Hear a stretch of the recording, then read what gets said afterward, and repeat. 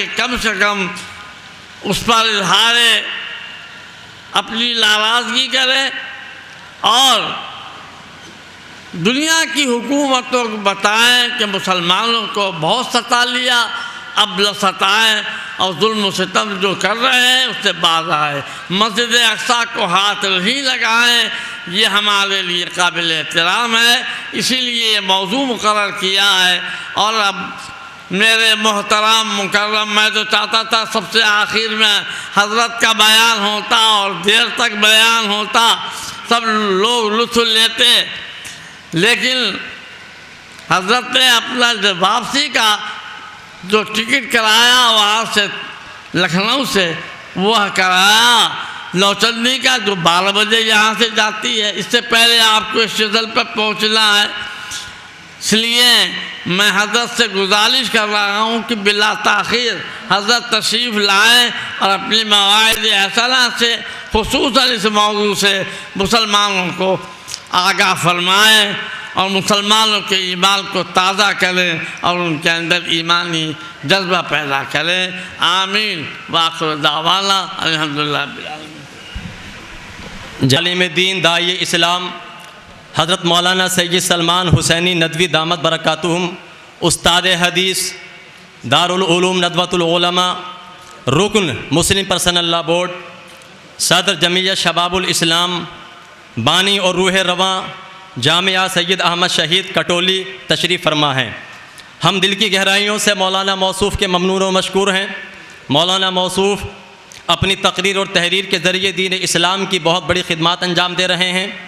ہندوستان اور بیرون ممالک میں جن خطوں اور علاقوں میں مسلمانوں پر ظلم و ستم ہو رہا ہے، مولانا موصوف کی ان پر خاص نظر ہے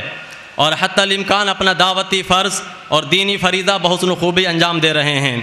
حضرت مولانا موصوف بہت سی کتابوں کے مصنف اور مؤلف ہیں۔ آپ اپنی زبان و قلم سے اسلام کی بہت بڑی خدمات انجام دے رہے ہیں۔ اللہ تعالیٰ آپ کی عمر میں برکت فرمائے۔ میں بڑے ادب و احترام کے ساتھ حضرت سے گزارش کروں گا کہ اپنے ملفوظ میں برکت فرمائے۔ میں بڑے ادب و احترام کے ساتھ حضرت سے گزارش کروں گا کہ اپنے ملفوظات گرامی سے ہمارے قلوب کو محظوظ فرمائیں۔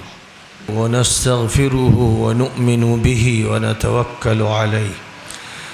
ونعوذ بالله من شرور أنفسنا ومن سيئات أعمالنا من يهده الله فلا مضل له ومن يضلله فلا هادي له ونشهد أن لا إله إلا الله وحده لا شريك له ونشهد أن سيدنا ومولانا محمدًا عبده ورسوله صلى الله تعالى عليه وعلى آله وأصحابه وأزواجه وذرياته وأهل بيته وبارك وسلم تسليما كثيرا كثيرا. أما بعد فأعوذ بالله من الشيطان الرجيم. بسم الله الرحمن الرحيم. سبحان الذي أسرى بعبده ليلا من المسجد الحرام إلى المسجد الأقصى الذي باركنا حوله لنريه من آياتنا إنه هو السميع البصير. صدق الله العظيم.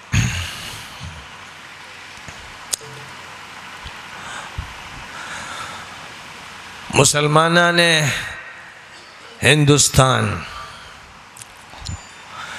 شہر رامپور کے قلعے کے اس میدان میں تحفظ مسجد اقصیٰ اور مسلمانوں کی ذمہ داریوں کے عنوان سے جس اجلاس کا انعقاد کیا جا رہا ہے، یہ وقت کی ضرورت، وقت کے مطالبے، وقت کی پکار پر لبیک کہنے کا اظہار ہے۔ بزرگان محترم، اللہ تعالیٰ نے اس کرۂ ارضی کو، اس زمین کو، اس گلوب کو بسانے کا جب فیصلہ فرمایا تو تو ظاہر ہے کہ دیگر سیاروں اور ستاروں سے الگ اس کرۂ ارضی میں انسانی زندگی کے انتظامات فرمائے گئے.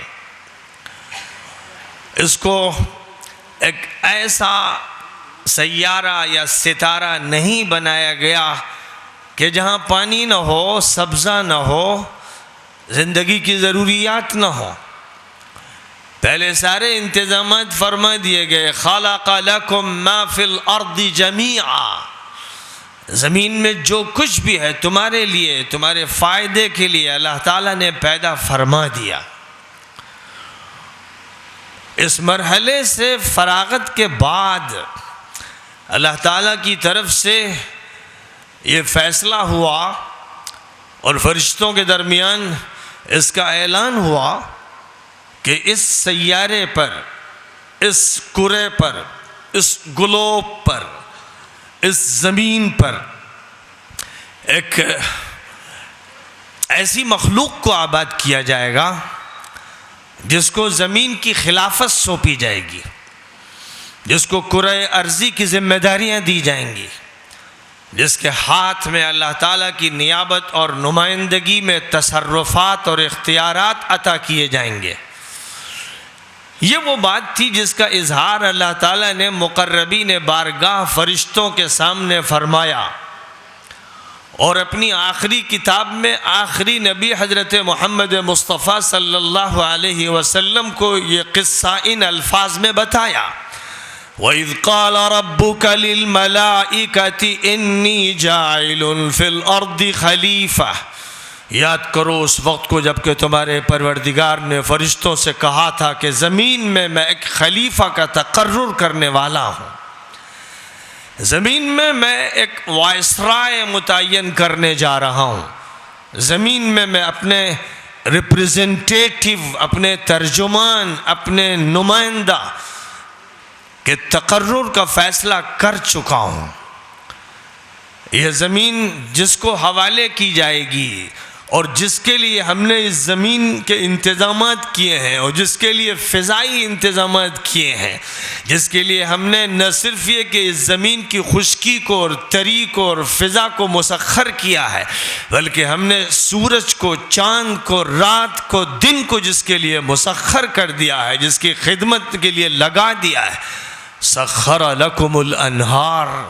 وسخر لكم الشمس والقمر دائبين وسخر لكم الليل والنهار وآتاكم من كل ما سألتموه وإن تعدوا نعمة الله لا تحصوها إن الإنسان لظلوم كفار. ہم نے نہروں کو مسخر کیا ہے، سورج اور چاند کو مسخر کر رکھا ہے، رات و دن کو مسخر کر دیا ہے. یہ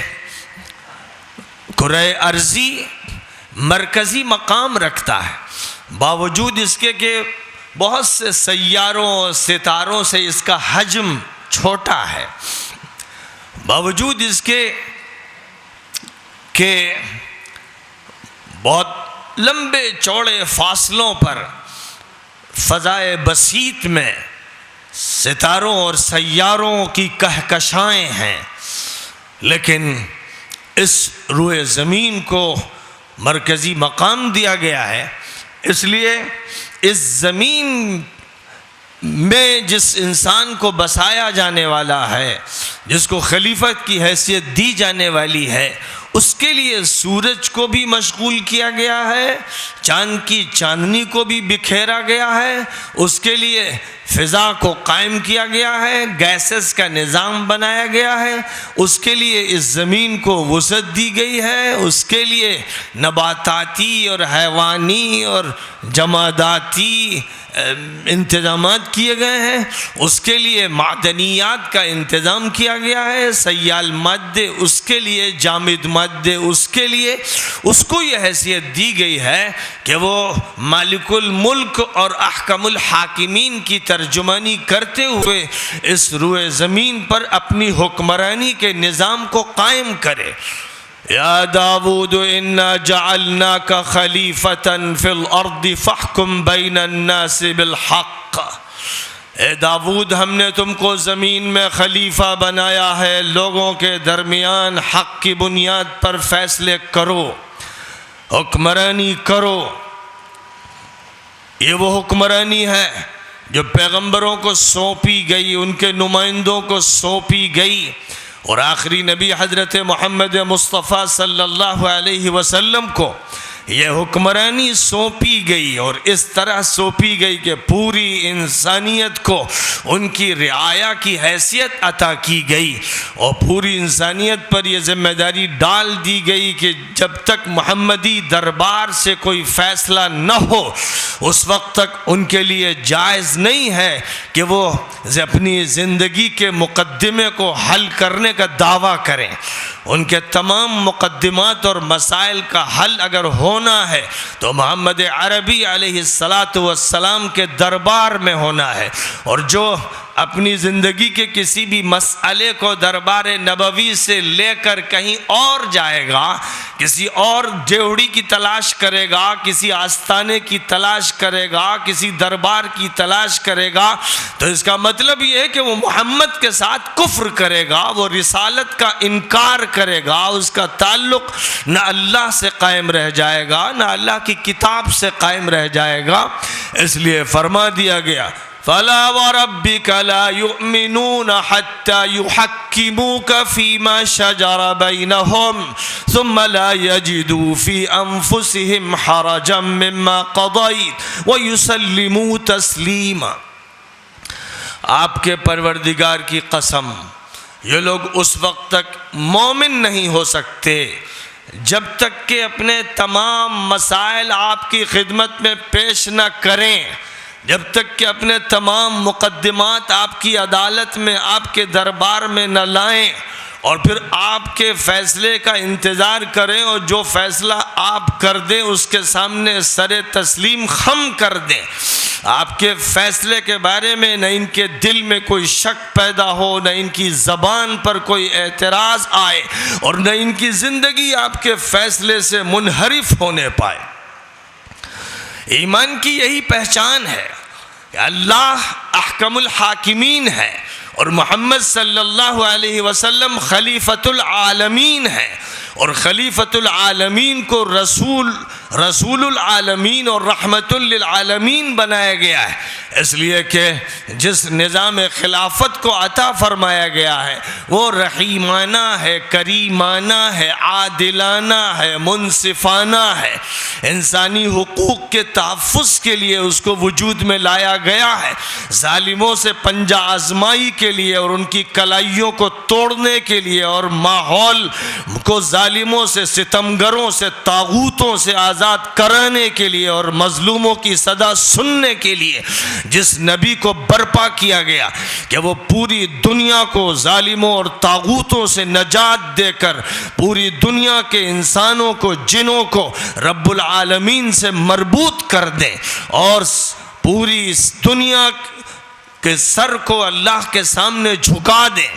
اس مقصد کے لیے آپ کو برپا کیا گیا۔ ظاہر ہے کہ آدم علیہ السلام کی خلافت سے جو ابتدا ہوئی، ہر دور میں اللہ تعالیٰ نے ان کے نمائندے، ان کے خلفاء، ان کے جانشین پیدا فرمائے۔ کوئی دور بھی، کوئی علاقہ بھی ان سے خالی نہیں رہا جنہوں نے خلافت آدم کی ذمہ داری کو پورا کیا۔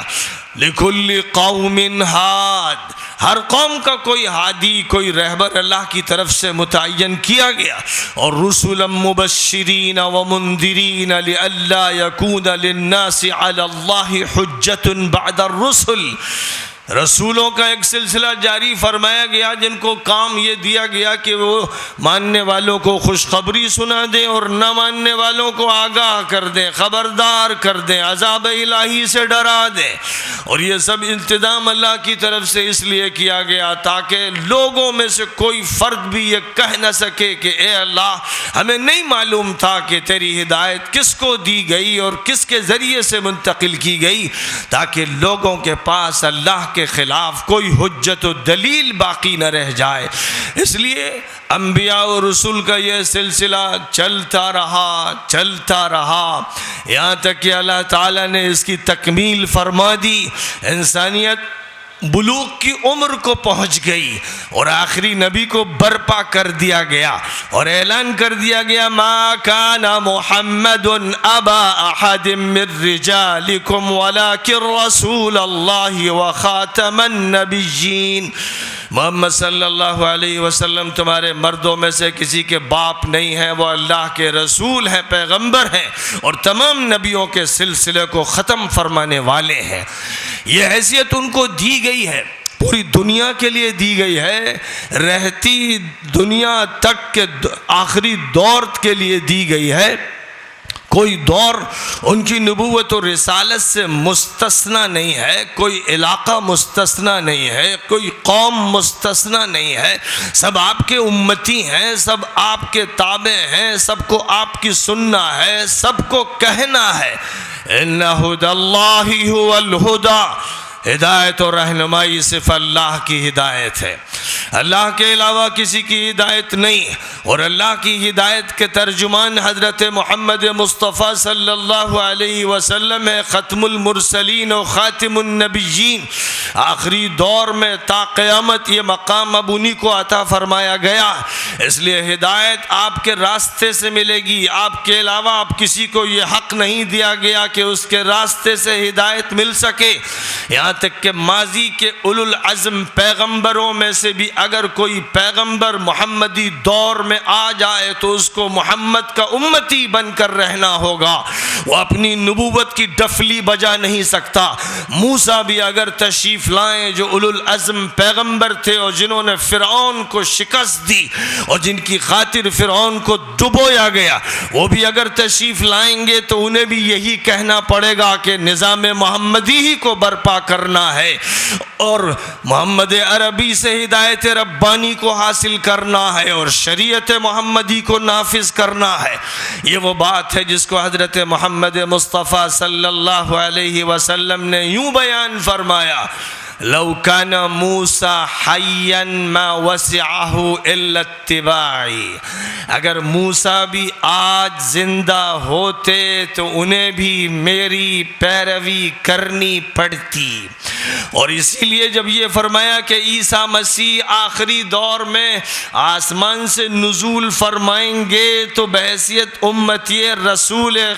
آخر الزمان کی بحیثیت رکھیں گے، بحیثیت امتی کے برپا ہوں گے، بحیثیت امتی کے تشریف لائیں گے، اور حضرت مہدی جو حضور پاک علیہ السلام کے امتی ہوں گے اور خاندان کے ایک فرد ہوں گے اور آخری دور کے رہبر ہوں گے اور ہدایت کی علامت ہوں گے، عیسیٰ مسیح ان کے رفیق ہوں گے، معاون ہوں گے۔ ان کی نبوت کا جو دور تھا سو تھا، لیکن اب جب وہ تشریف لائیں گے تو دور نبوت ختم ہو چکا ہوگا، اب دور امت کے فرد کی حیثیت سے ہوگا، اس لیے امامت کے لیے بھی وہ مہدی کو آگے بڑھائیں گے۔